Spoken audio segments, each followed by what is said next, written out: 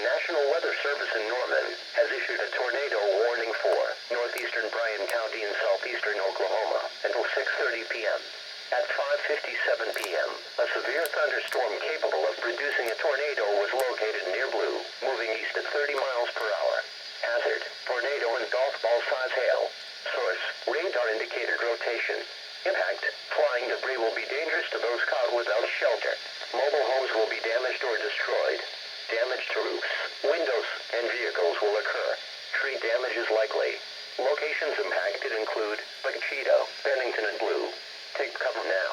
Move to a storm shelter, safe room, or an interior room on the lowest floor of a sturdy building. Avoid windows.